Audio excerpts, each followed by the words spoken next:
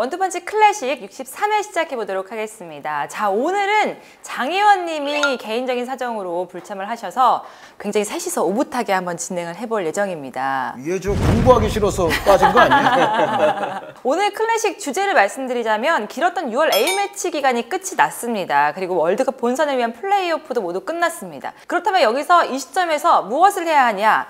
다시 한번 살펴보는 월드컵 본선 32개국 파워 랭킹을 해봐야 되지 않을까, 좀 얘기를 해봐야 되지 않을까 싶은데, 저희가 32개국 정해졌을 때 그때 한번 얘기를 했어요. 조추첨했을 때 그때는 조금 얕게 얘기를 했었고, 지금은 A매치가 지나갔으니까 무언가 좀 변화가 있는 것 같습니다. 그래서 한번 다시 얘기를 해보려고 해요. 뭐 제일 먼저 말하자면 아르헨티나의 주가가 상당히 올라갔다고 하더라고요. 네. 그러니까 사실은 저희가 좀 늦었어요. 해외 언론들이 빨랐습니다. 네. 해외 언론들이 이제 웨일즈가 확정됐죠. 또 코스타리카와 호주까지 확정이 되면서 정말 이제는 32개 팀의 면면이 다 명확하게 지금 밝혀진 상황에서 많은 해외 언론들이 이른바 32개국 파워 랭킹을 낸 언론들이 많아요. 네. 뭐 대표적으로 뭐 이제 얘기가 나오겠습니다만 가디언이라든가 또 국내 기자 여러분들께서 좀 가끔씩 또 인용하는 웹사이트인데 90 Minutes라는 또 맞아요. 사이트도 있고 그런 곳에서 뿐만 아니라 제가 거의 한 10개 가까이 되는 곳에서 이 파워 랭킹 같은 걸 냈든지 혹은 파워 랭킹 비슷한 것들을 냈어요. 예를 들어 뭐 정말 우승 후보군, 아니면 뭐 다크호스군, 아니면은 조기에 집에 갈 팀들, 뭐 이제 그런 식으로 이른바 티어를 나눠가지고 네. 그런 식의 칼럼들이 해외에서 많이 나왔거든요. 주요 해외 언론 뭐 칼럼니스트들이 어떻게 이 32개 팀들의 순위를 생각하고 있는지 흥미로운 대목이 아닐 수가 없겠죠. 네. 아까 말씀드린 것처럼 90 Minute? 네. 그리고 가디언에서 아르헨티나를 1위로 놓기도 했고 여러 가지 좀 변동이 있습니다. 제가 한 10개 가까이 되는 그 컬럼들을 봤다고 말씀드렸잖아요. 아르헨티나의 순위가 가장 낮은 거를 제가 본 게 4등이었어요. 4등이 하나 있었고 3등이 한두 개 있었고, 대다수 컬럼에서는 해외에서 지금 아르헨티나를 1등 아니면은 2등으로 보고 있어요. 그런데 몇 개월 전만 하더라도 아르헨티나가 그 레벨은 아니었거든요. 맞아요. 아무리 코파 아메리카 챔피언이라 하더라도. 그러니까 이거는 기본적으로 최근에 있었던 6월 A매치 기간이 상당히 반영이 되면서 이른바 아르헨티나가 떡상을 하고, 반면에 뭐 매니아 여러분들께서 다 알고 계시겠지만 잉글랜드나 지금 프랑스는 네이션스 리그의 강등을 우려해야 될 지금 그런 상황으로 몰렸잖아요. 잉글랜드와 프랑스는 떡 락을 하고 그런 것이 어쨌든 가장 좀 극명하게 나타나 있는 최근의 파워 랭킹의 트렌드입니다.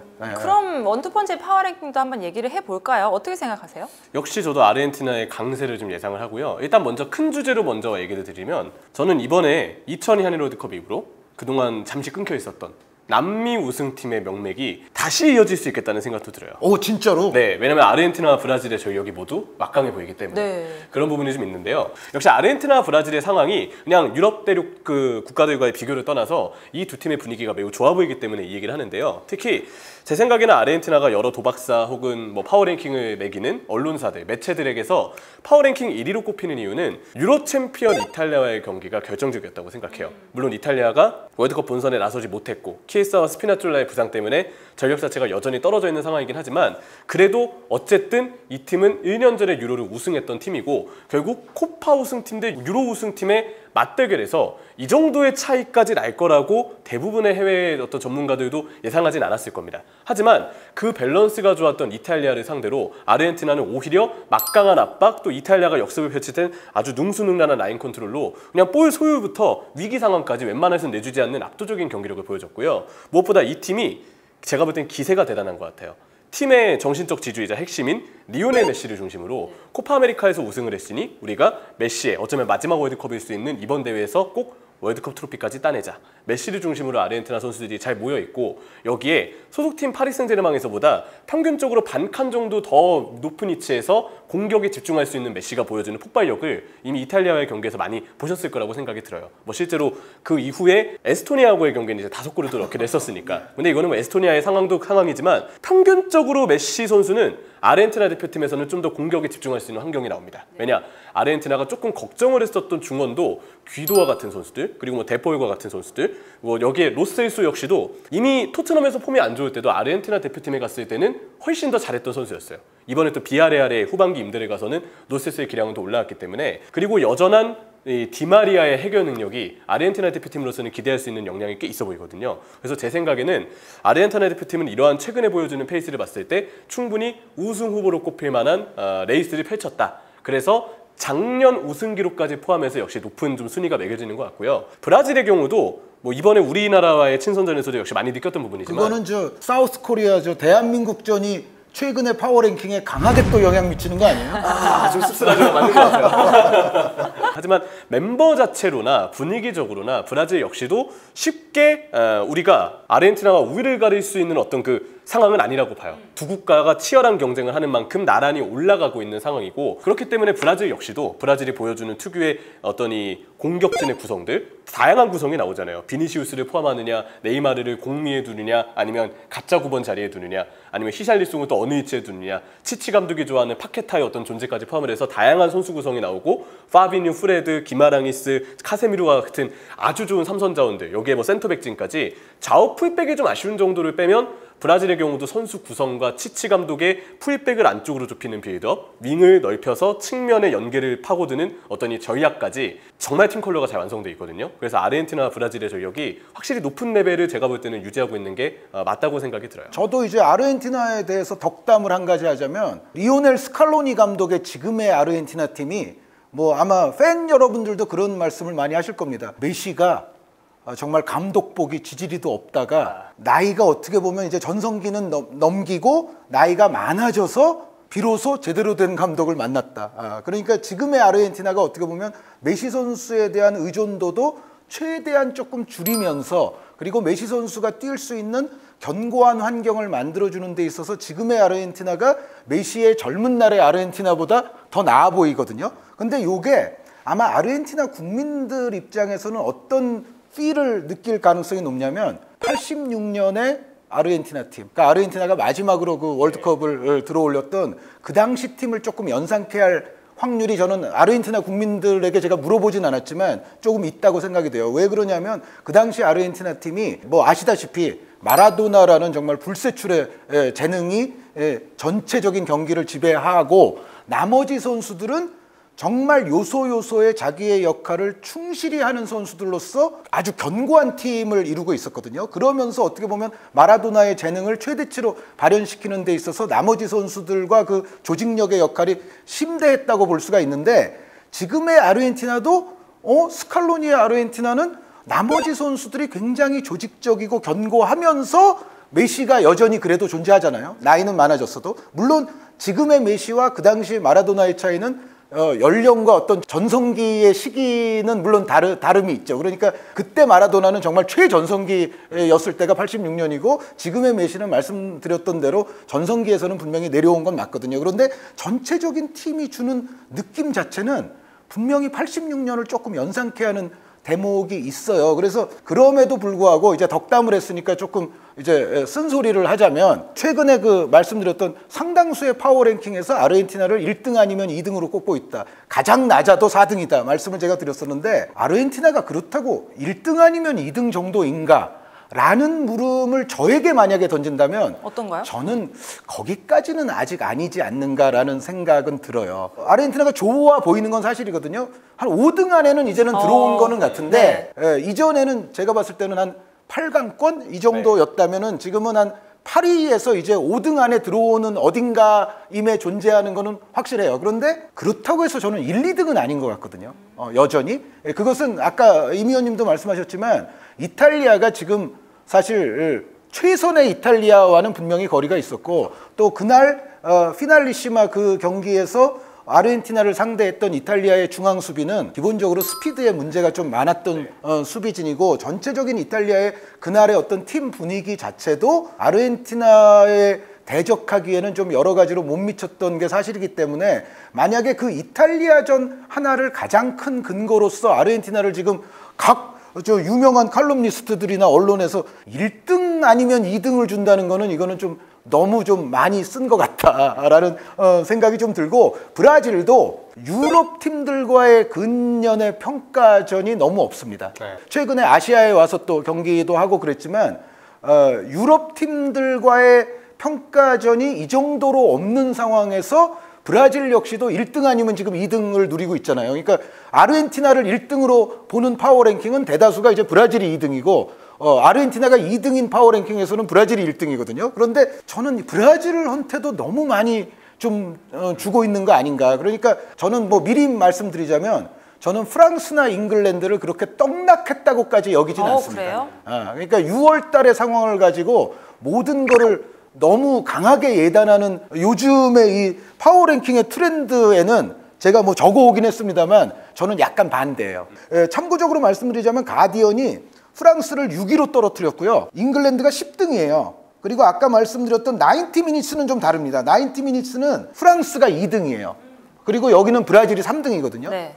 근데 아까 말씀드렸듯이 브라질을 2등 이내로 보는 데가 더 많아요, 사실은. 그런데 어쨌든 90미니츠는 여전히 프랑스 2등, 잉글랜드 4등으로 줬으니까 이거는 어떻게 보면 6월 A매치 기간에 영향을 좀 덜 받은 랭킹이고요. 저는 사실은 한 가지 랭킹을 더 가져왔는데 미국의 이제 방송사 중에서 CBS라는 방송사가 있는데 이 CBS에서 운영하는 스포츠 웹사이트 CBS 스포츠라는 이 웹사이트가 저는 미국 사이트이기는 합니다만 제가 또 좋아하는 칼럼니스트도 뭐 한 명 정도 있고 해서 제가 좀 애용하는 사이트 중에 하나인데 이 CBS 같은 경우에는 1등이 브라질, 2등이 아르헨티나, 3등이 프랑스, 4등이 독일, 5등이 잉글랜드니까 가디언에 비하면은 프랑스와 잉글랜드를 역시 그렇게까지 떡락시키지는 않았어요. 그러니까 가디언은 정말 영국의 대표적인 언론인데 그래서 더 그런지는 몰라도 잉글랜드를 10등에 놨고 프랑스를 6등까지 놨거든요. 근데 물론 이것도 가디언의 모든 칼럼니스트들의 입장이 아니라 제가 이 기사를 보니까 2명의 칼럼니스트가 이제 작성을 했던데 이 글을 그분들의 뭐 입장이 일리가 전혀 없는 건 아니지만 너무 심하게 떡락시킨 거 아닌가. 그러니까 잉글랜드가 그 헝가리에게 홈에서 0대4로 1928년 이후에 기록적인 대패를 하면서 분노의 파워랭킹을 여기다가 매긴 거 아닌가라는 생각도 약간 있어요, 저는. 그래도 파워랭킹이 결과에 따른 포인트도 어느 정도 계산을 좀 하는 매체가 많죠. 네. 제가 볼 때는 그래서 결과 하나에 아무래도 영향을 좀 많이 받은 파워랭킹이 특히 가디언 쪽에는 반영되지 않았을까라는 생각은 들더라고요. 지금 이렇게 쭉 다른 매체들을 비교를 해주다 보니까 저희는 이제 위원님들의 생각이 또 궁금해지거든요. 네. 10위 안에 어떻게 좀 배치를 하셨을지가 궁금한데요. 일단 저는 아르헨티나와 브라질을 그래도 좀 높게 보는 편이고요. 네. 웬만한 유럽 강호들은 그래도 10위 안에는 들 거라고 생각이 들어요. 네, 일단 1등은 아르헨티나, 2등은 저는 브라질을 꼽았고요. 3등은 프랑스. 네. 그리고 4등은 독일, 네. 5등은 스페인, 그리고 6등은 잉글랜드. 네, 이 정도까지 생각을 했고요. 이외의 순위는 사실 7위부터 10위까지는 아직까지는 제 생각에는 막 그렇게 좁혀지진 않았거든요. 잘 모르겠다. 근데 명확하게 얘기할 수 있는 게 하나가 있습니다. 벨기에는 10위 안에 못 들 것 같아요. 벨기에 전력을 제가 좀 낮게 보는 이유는 사실 대부분의 언론사에서 벨기에 대표팀은 수비 쪽에 문제가 있다고 얘기를 많이 해요. 세대 교체 얘기를 하죠. 네, 근데 저는 오히려 수비보다도 문제가 되는 게 삼선이라고 생각을 하거든요. 수비의 경우는 계속 노베르토 마르티네즈 감독의 백스리 전술을 쓰고 있고 토비 알데르베이로트와 베르통원, 여기에 이번 6월 친선전은 부상으로 빠졌지만 데나이어르 선수가 보통은 주전으로 설 때가 많습니다. 근데 이 3명의 선수들을 바탕으로 옆에 있는 윙백들이 최대한 올라가고 3명의 센터백이 넓은 범위를 커버를 해야 되는 상황에 놓이다 보니까 확실히 이 선수들이 이제 특히 토비 알데르베이로트나 베르통원 쪽에서 나이가 들면서 뒷공간 커버, 또 넓은 범위 커버를 하는데 신체 능력의 저하 때문에 좀 어려워하는 모습들이 보이는 건 사실이에요. 근데 그보다 앞서서 문제가 되는 건 저는 삼선이라고 봤거든요. 비체 선수가 삼선 이 2명의 중앙 미드필더 중에 한 자리로 주전 자리를 차지할 때가 많은데 이 비체 선수가 아무래도 예전보다는 기동력 자체가 부상 여파 등으로 인해서 떨어져 있고 무엇보다 비첼이 벨기에 대표팀의 후방 빌드업 과정을 보면 빌드업에 영향을 많이 미치지 않습니다. 오히려 비체 선수는 움직임을 가져가지만 볼 터치 횟수나 패스 연결 횟수는 비교적 적은 편이고 데브라이너와 같은 2선 공격형 미드필더가 결국은 빌드업을 해서 내려오는 상황들이 많았거든요. 그리고 그러면서 네덜란드전에는 수비에서의 미스 그리고 빌드업 상황에서의 미스 때문에 무려 한 경기에서 40점을 허용했었죠. 이후에 로베르토 마르티네즈 감독도 느낀 부분이 있었는지 폴란드 경기, 웨일스 경기 때는 약간 전술을 바꾸려는 시도를 했었어요. 데브라이너가 내려오면 결국 데브라이너의 공격력을 극대화할 수 없으니까 일부러 틸레망스 선수를 다시 아래쪽으로 내려서 최대한 틸레망스에게 후방 빌드업을 맡기고 데브라이너는 좀 더 공격형 미드필더 역할에 집중할 수 있게끔 그렇게 조정을 해줬거든요. 근데 제 생각에는 벨기에가 결국 비첼에 대한 어떤 빌드업의 숙제를 확실히 해결하지 못한 채 틸레망스 혹은 내려오는 데브라이너 이렇게 개인에게 계속 의존하다시피 빌드업이 풀릴 경우에는 빌드업의 패턴 자체가 단조로워질 수밖에 없고 그러면 최전방 혹은 측면 쪽으로 센터백이 뿌려주는 롱패스 그리고 중앙 쪽에서는 미드필더의 개인 역량에만 기댈 수밖에 없는 축구가 나올 거라고 생각이 들어요. 그래서 밸런스나 공격 연결에 있어서 벨기에 대표팀은 확실히 이전보다는 전력이 약화된 게 맞다. 그리고 지금 이걸 극적으로 바꾸기에는 아직은 로베르토 마르티네즈 감독에게 저는 좀 의문이 남는다고 생각합니다. 루카쿠 선수의 폼도 변수가 되겠죠. 아마 인테르에 가면 그래도 마음을 좀 잡지 않을까라는 생각은 드는데 11월쯤 돼서 이제 어떤 폼이 될 수 있느냐. 네. 근데 그래도 역시 루카쿠는 지난 시즌 첼시에서의 어떤 한 시즌 동안의 아쉬웠던 모습들 만약에 루카쿠가 대표팀에선 쭉 잘했으니까 데브라이너와 콤비를 보여준다면 한 방의 여지는 있겠지만 저는 이 정도의 구조라면 토너먼트 중요 단계에서는 벨기에 대표팀이 좀 역시 어려움을 겪을 수 있는 가능성이 있다고 생각합니다. 6등까지 네. 순위를 네. 말씀하셨으니까 저도 똑같이 6등까지 얘기하면 여전히 우승국 징크스 같은 게 존재함에도 불구하고 저는 프랑스가 1등인 것 같아요. 저는 아직도 프랑스를 밀고 있고 2등이 브라질, 저는 3등이 요번에 프랑스랑 같이 떡락한 잉글랜드, 그리고 아르헨티나가 4등이라고 생각을 하고요. 5등이 저는 스페인, 그리고 6등이 독일입니다. 그래서 저도 6등까지만 이제 말씀을 드렸는데 벨기에는 제 생각에는 그래도 한 9등이나 10등에는 놔줘야 되지 않을까 싶기는 해요. 그러니까 10등 바깥이라고 이제 말씀하셨으니까 이제 저도 제 의견을 얘기하면 아무리 못해도 10등이다. 10등보다 더 넘어가기는 조금 어렵다라는 생각을 하게 되고, 참고적으로 이제 말씀을 드리자면 가디언에서는 벨기에를 8등, 90미니츠에서는 벨기에를 역시 8등, CBS 스포츠에서 벨기에를 10등으로 놨어요. 그러니까 제가 가져온 요 세 매체에서는 역시 벨기에 최하는 10등인데 이명철 의원님은 그럼 벨기에를 한 10몇 등이라고 생각하시는? 11등 정도로. 큰 차이는 아니, 큰 차이는 아니에요. 네. 대신에 그 위쪽의 단계에는 역시 최근에 극적인 승리도 많이 보여줬던 네덜란드 대표팀.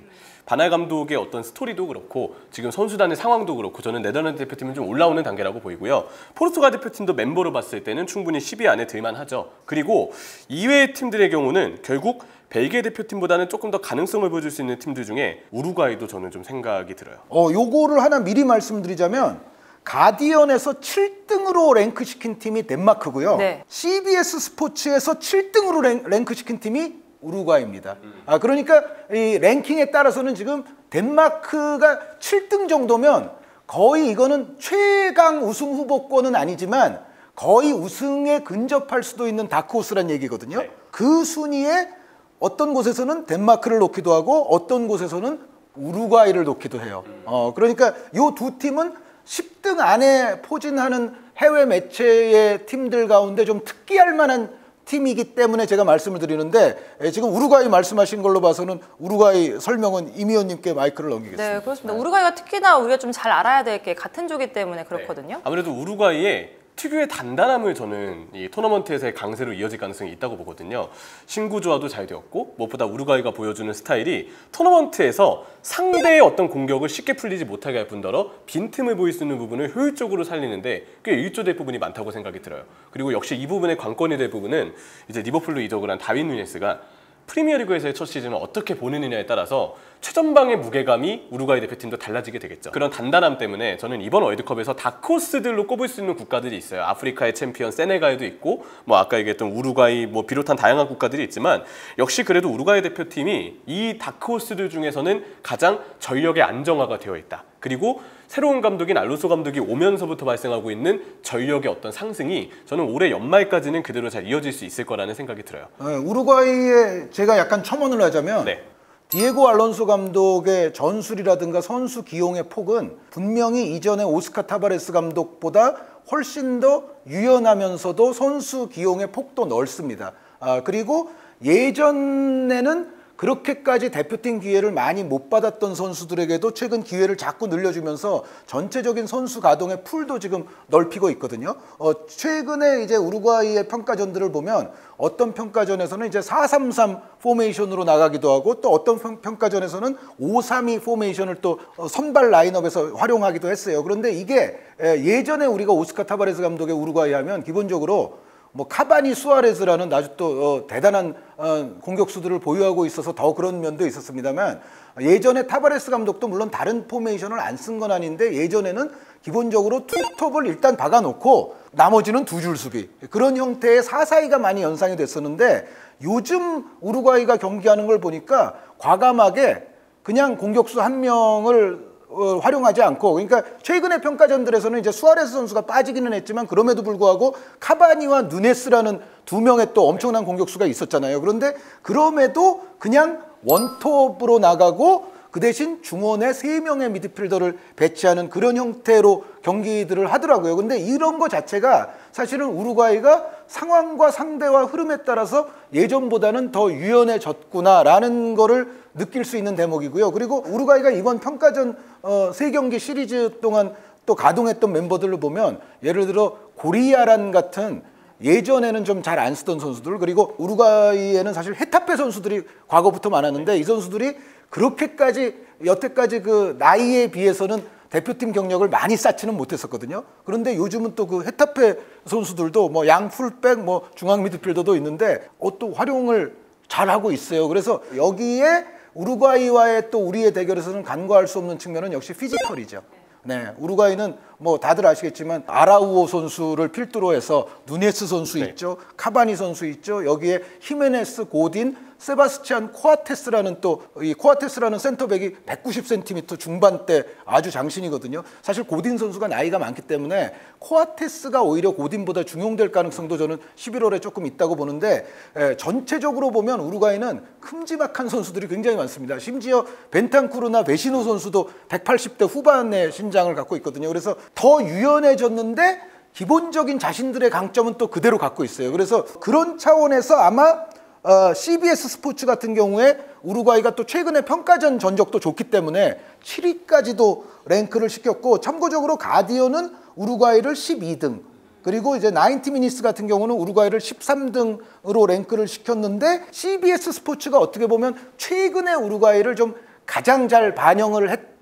그래서 7위에 랭크를 시켰다고 저는 말씀드리고 싶습니다. 저도 가디언의 12위보다는 우루과이를 좀 더 높게 주고 싶어요. 그리고 가장 제가 걱정되는 건 사실 호세 히메네스도 꽤 걱정이 되거든요. 핀만 괜찮다면 지난 월드컵 때 우루과이가 이집트전에 좀 고전할 뻔했는데 그 첫 경기에서 마지막 89분에 골을 터뜨렸던 선수가 히메네스였죠. 이러한 세트피스에서의 피지컬과 높이를 활용한 한방들이 우루과이는 좀 질비한 선수들이 많다. 무기를 갖고 있는 선수들이 질비하다는 점이 역시 걱정되는 포인트입니다. CBS 스포츠에서 지금 우루과이를 7위로 놨다면 우리와 또 같은 조에 속한 포르투갈을 가디언에서는 또 9위로 놨더라고요. 그렇습니다. 가디언에서는 9위고 이제 참고적으로 말씀드리자면 90미니츠에서 7위예요. 네. 포르투갈은 또 그리고 CBS 스포츠에서는 13등입니다. 여기는 포르투갈에게 좀 짜게 줬는데 제 생각에는 포르투갈이 최근에 네이션스리그 4경기를 치르면서 물론 대단한 공격력을 발휘했던 경기들이 있어요. 뭐 스위스전, 뭐 체코전 좋은 승리를 하기도 했는데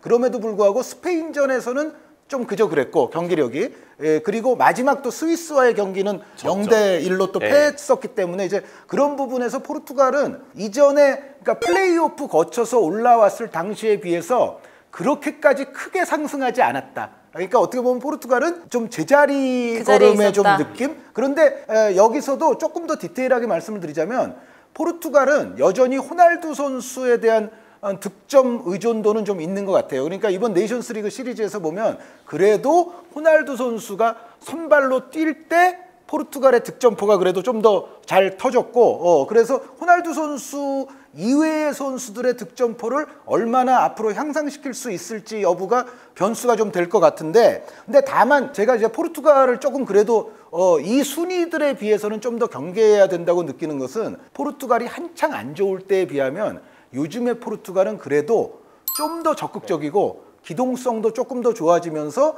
선수들 각각의 재능도 이전에 비해서는 그래도 좀 더 발현시키는 쪽으로 가고 있다. 여기에 가장 또 결정적인 징표 중에 하나는 뭐냐면, 이 페르난도 산투스 감독이 요즘 경기들에서 보면은 베르나르도 실바 선수와 브루노 페르난데스 선수 가운데 한 명만 기용하고 한 명은 벤치에 두는 전략을 최근에 와서는 택하고 있거든요. 그런데 제가 봤을 때는 이게 보다 합리적인 게 맞아요. 그러니까 베르나르도 실바, 브루노 페르난데스 선수가 물론 둘 다 대단한 재능이기는 하지만 둘이 같이 있을 때는 왠지 포르투갈이 밸런스가 안 맞는 경우들이 있었는데, 요즘 보니까 이 두 선수 동시 기용을 약간 접는 듯한 느낌이 있어요. 그리고 그거는 페르난도 산투스 감독이 이전보다는 뭔가 팀을 극대화시키기 위한 생각을 과거보다는 조금 더 한다는 징표라고 볼 수가 있거든요. 그래서 그런 부분들에 있어서는 포르투갈도 그게 아주 큰 폭은 아니더라도 조금씩 향상되는 부분들이 있다는 거는 우리가 염두에 둬야 되지 않을까. 저는 포르투갈을 13등까지 놨던 이 CBS 스포츠의 랭킹은, 저는 이거는 약간 반대입니다. 포르투갈이 기본적으로 갖고 있는 자원들만 하더라도 13등까지 떨어질 팀이라고는 좀 보이진 않거든요. 제 생각에도 포르투갈은 확실히 작년 이맘때 우리가 유로에서 봤을 때보다는 팀의 경기력과 어떤 구조 자체는 좀 더 좋아졌다고 생각해요. 그 키가 무엇일까 생각해보면 가장 핵심적으로 꼽을 만한 부분이, 작년 이맘때 유로에서만 해도 베르나르도 실바는 측면에서 많이 뛰었습니다. 윙포워드로 분류가 됐고, 브루노 페르난데스를 중앙으로 두었을 때 실바가 측면으로 나와서 아마 산투스 감독은 거기서의 공존도 생각을 했던 것 같아요. 하지만 실바는 실바 나름대로 측면에 섰을 때 뭔가 보여줄 수 있는 무기들이 더 많은 선수지만 측면에서는 제약이 걸리기 때문에 아무래도 대표팀 내에서 맨체스터 시티에서만큼의 활용도와 역할을 수행하기에는 좀 어려움이 있었죠. 근데 최근 A매치들 뭐 잠깐 공격진, 특히 중앙 미드필더를 운용하는 과정에서 부상자의 발생과 같은 이슈들 때문에 실바 선수가 중앙 미드필더를 본 적도 있었지만, 최근에 그냥 아예 고정적으로 베르나르도 실바는 주로 중앙 미드필더로 기용이 되고 있습니다. 중원의 한 자리에 실바가 맨시티에서처럼 기용이 되기 시작하면서 포르투갈 대표팀의 중원 기동력, 전체적인 팀의 에너지가 저는 많이 올라왔다고 생각하고요. 오히려 측면은 이제 오타비우 선수에게 많이 맡기죠. 왜냐면 오타비우 선수도 꽤 괜찮은 볼음반 능력, 창의성을 가지고 있는 선수이기 때문에 이 조합이 괜찮은 것 같아요. 그래서 실바 선수가 중앙에 들어오면서부터 조금 더 상대 빌드업을 방해하기 위한 도전적인 압박이라든지, 그 압박이 수행되면서도 공수전환 속도를 좀 빠르게 가져갈 수 있는 부분이라든지, 이전에 포르투갈 대표팀은 특히 유로 본선과 그 직전의 친선전만 보더라도 전환 속도가 빠르지 않았거든요. 그 멤버인데도 불구하고 저는 전환 속도가 좀 빠르지 않았고, 그렇기 때문에 현대 축구에서 포르투갈 멤버로서 보여줄 수 있는 과감한 어떤 전략, 공격적인 전략이 잘 나오지 않았다고 봤거든요. 다행히 실바의 중원 기용은 대표팀이 가지고 있던 그 아쉬움을 많이 만회하게 된, 마치 만회할 수 있는 그런 어떤 기회들을 제공해줬다고 생각하고요. 우리 입장에서 다행스러운 일은 아니죠. 그러니까 포르투갈도 부분 보면은 분명히 조금씩 좋아지고 있고, 그리고 페르난도 산투스 감독도 뭐 엄청난 비판에 시달렸던 시기들도 꽤 있습니다만, 이제는 조금씩 그래도 팀의 능력을 극대화시키는 데 있어서 조금씩 눈뜨고 있다라는 느낌은 주고 있어요. 그리고 역시 포르투갈 같은 팀은 가장 중요한 거는 역시 11월쯤 돼서의 또 선수들의 폼입니다. 워낙에 갖고 있는 선수들은 좋기 때문에 그 선수들의 폼이 절정으로 만약에 11월쯤 돼서 치닫는 상황에서 우리와 만나게 되지 않기를 바라고 있습니다. 네. 이렇게 또 우루과이하고 포르투갈, 우리나라 맞붙게 되는 이 두 팀에 대해서 얘기를 했는데, 그렇다면 가나는 좀 어디쯤에 있을까요? 네, 가나는 일단 가디언의 파워 랭킹에서는 27등인데 우리를 28등에 위치시켰어요. 가디언이. 네, 가디언은 우리를 굉장히 짜게 줬는데, 그러네요. 근데 이제 90미니츠의 경우에는 우리가 19등이에요. 그리고 가나가 22등입니다. 그러니까 여기서는 또 상황이 좀 역전이 됐죠. 그러면은 이제 CBS 스포츠가 혹시 판결을 내리리라 이제 기대하시는 분들도 계실 텐데, CBS 스포츠가 우리를 19등을 줬으니까 32개 팀 가운데 우리로서는 뭐 나쁜 순위가 아닙니다. 그러니까 우리의 순위는 90미니츠나 CBS 스포츠가 같은데, CBS 스포츠의 경우에는 가나를 무려 16등을 줬어요. 그러면 여기 CBS 스포츠대로 하자면은 우루과이가 7위, 포르투갈이 13위, 가나 16위, 대한민국이 19위거든요. 우리가 꼴등이네. 그러면은 꼴찌면서 우리 조가 완전 죽음의 조인 거죠. 그렇죠. 그러니까. 7등부터 19등까지 네 팀이 몰려 있으니까 이게 엄청난 죽음의 조를 지금 예측한 거나 다름이 없는데 왜 이렇게 가나를 높이 줬지? 제가 그 이른바 엘로 레이팅이라고 있잖아요. 엘로 레이팅이 사실은 FIFA 랭킹보다 조금 더 정확도와 의미 면에서 매니아들에게 선호될 만한 이제 랭킹인데 엘로 레이팅은 이제 상위 팀과 하위 팀의 예를 들어 승부 대결이 일어났을 때 이 맞대결의 결과에 있어서 좀 더 합리적인 가중치가 부여되는 그런 이제 랭킹이라고 볼 수가 있는데 사실 엘로 레이팅을 제가 가장 최근 걸 뽑아왔어요. 이게 올해 6월 21일 엘로 레이팅인데 여기서 사실 가나가 76위밖에 안 되거든요. 네. 그러니까 엘로는 말씀드렸던 대로 FIFA 랭킹보다도 조금 더 합리적인 의미가 있는 레이팅인데 여기서 32개국 가운데 가장 꼴찌가 사실은 가나예요. 그런데 그럼에도 불구하고 그럼 CBS 스포츠는 왜 가나를 무려 16등까지 위치시켰느냐? 그 이유를 써놨더라고요. 이게 그 웹사이트 아마 들어가 보시면은 그 글을 읽으실 수 있을 텐데 이것도 물론 칼럼니스트 한 명이 작성한 랭킹입니다. 그러니까 CBS 스포츠 전체 칼럼니스트들의 뭐 의견은 아니라는 점은 밝혀드리고 바로 이분은 그 가나가 이른바 요즘 많이 화제가 되고 있는 이중 국적 선수들 그리고 아직까지 가나에 기존에 합류하기를 좀 사양하거나 거부했던 선수들 이런 선수들이 다 들어왔을 경우를 상정하면 가나가 상당히 세질 수 있다라고 그분이 아예 그렇게 적어놨어요. 그러니까 나름 공부는 열심히 하는 칼럼니스트임에 틀림이 없는데 근데 이제 우리는 여기서 약간의 의문은 갖게 되죠. 그 선수들이 들어오면 물론 1대1 상황에서의 가나의 능력이 향상되는 건 맞아요. 틀림없이 맞는데 그렇다고 16등까지?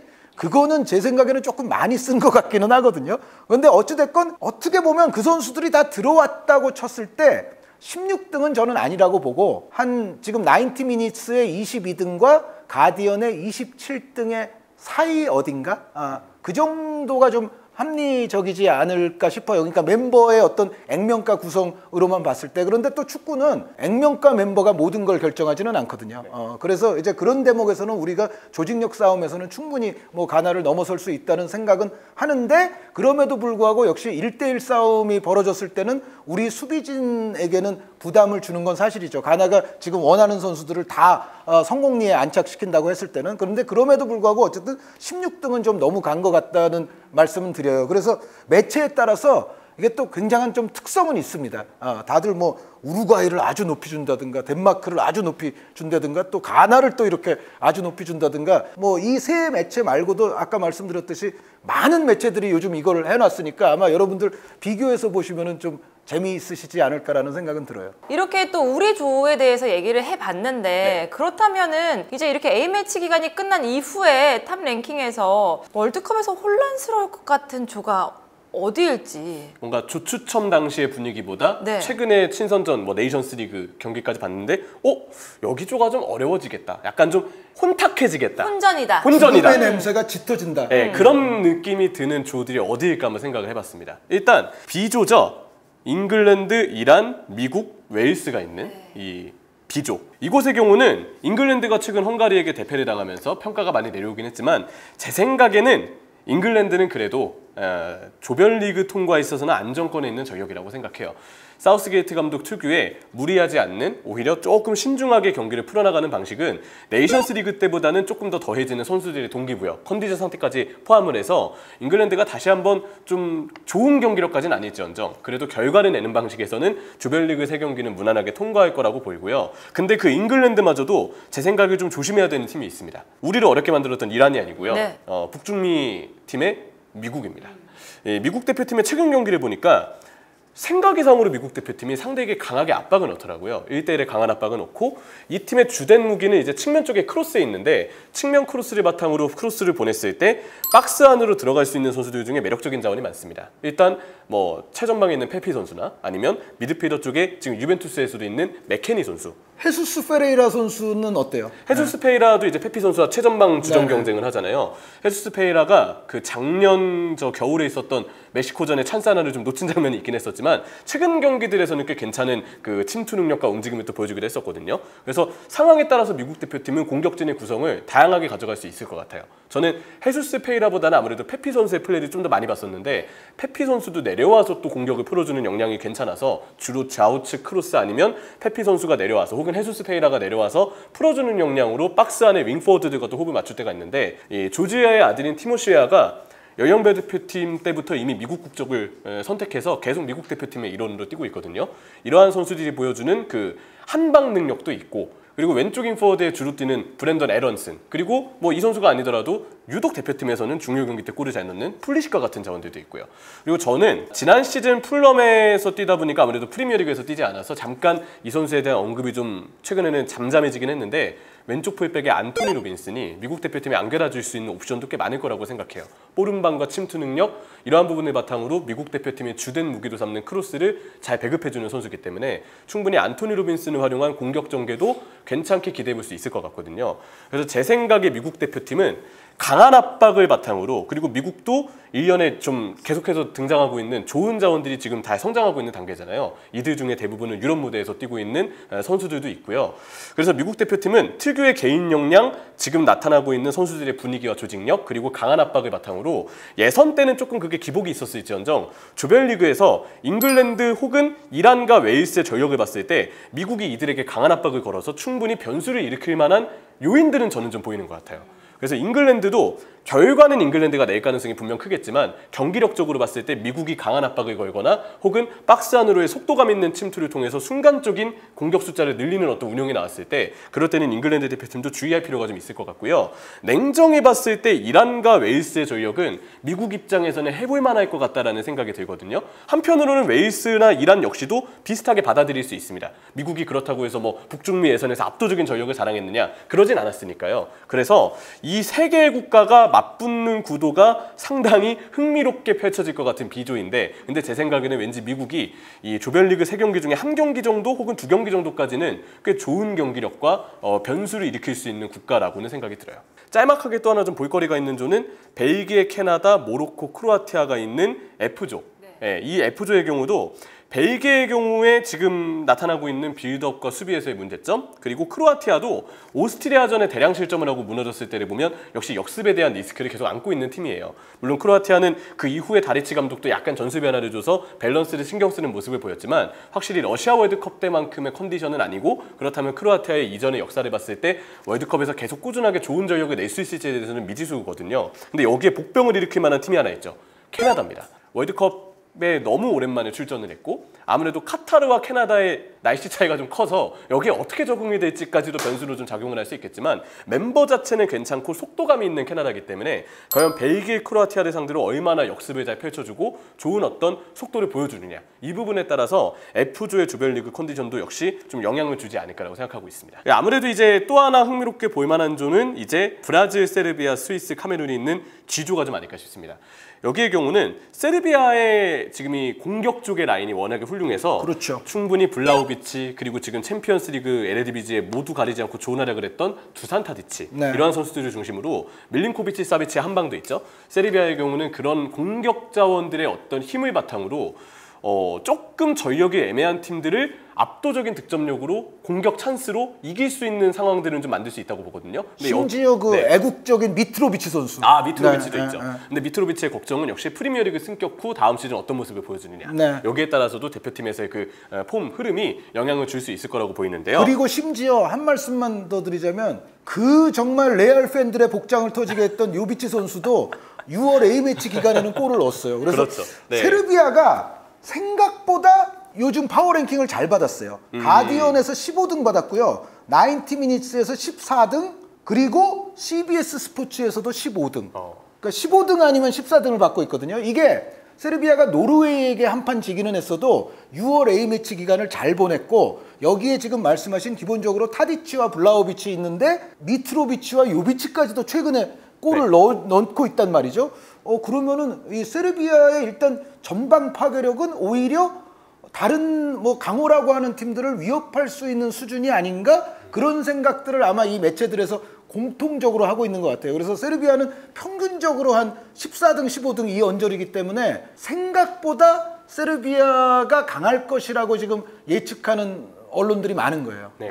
그리고 여기에 스위스 역시도 상대에 대한 강한 압박과 한 방을 가지고 있는 팀이거든요. 그리고 세르비아와 스위스는 국가 간에 조금 불편한 관계도 있죠. 그런 부분들 때문에 세르비아와 스위스의 경기는 약간 공격 대 공격으로 만날 수 있는 게 재밌는 경기가 되지 않을까 싶고 이 경기 자체가 이 조싸움의 복병이 될 것 같아요. 근데 나머지 한 팀인 아프리카 팀 카메룬 역시도 6월 A매치에는 여러 가지 이유로 뭐 경기를 많이 치르진 않았지만 카메룬 대표팀의 올해 전체력으로 보면 네이션스 컵부터 시작해서 월드컵 예선까지 A매치 흐름이 꽤 괜찮거든요. 그리고 뱅상 아부바카르와 같은 최전방 자원들도 네이션스 컵에서는 나름대로 역할을 좀 해냈었고요. 칼 토코 에캄비 선수도 에캄비. 좀 애국적인 것 같아요. 유독 네. 대표팀 경기는 좀 결정력이 살아나죠. 그렇죠. 네. 그래서 그런 점들을 보면 카메룬 대표팀도 단순히 이 전력으로 봤을 때는 세르비아, 스위스, 브라질보다 좀 약한 게 아니냐라고 볼 수 있겠지만 저는 카메룬 대표팀의 이 분위기가 쉽게 꺾이진 않을 것 같거든요. 그래서 올해 상반기 때 보여줬던 어떤 모습을 그대로 후반기 때로 쭉 이어가는 모습, 멤버의 변화도 크게 없이 그대로 잘 유지가 된다면 의외로 되는 해를 보여주고 있는 카메룬이기 때문에 이 조의 다른 팀들과 경기를 할 때 의외의 복병이 좀 되지 않을까. 근데 역시 관건을 쥐고 있는 팀들은 세르비아와 스위스 정도가 일단은 될 것 같다라는 생각이 듭니다. 참 신기하네요. 월드컵이 다가오면 다가올수록 예상이 가능한 것 같으면서도 가능하지 않은 게 참 이 판도인 것 같아요. 그렇기 때문에 더욱더 월드컵을 기다리는 재미가 있는 것 같습니다. 자, 이렇게 월드컵 본선 32개국 파워 랭킹을 한번 진행을 해봤고요. 다음 클래식에서는 장유연님과도 함께 하도록 하겠습니다. 그럼 인사드릴게요. 안녕히 계세요.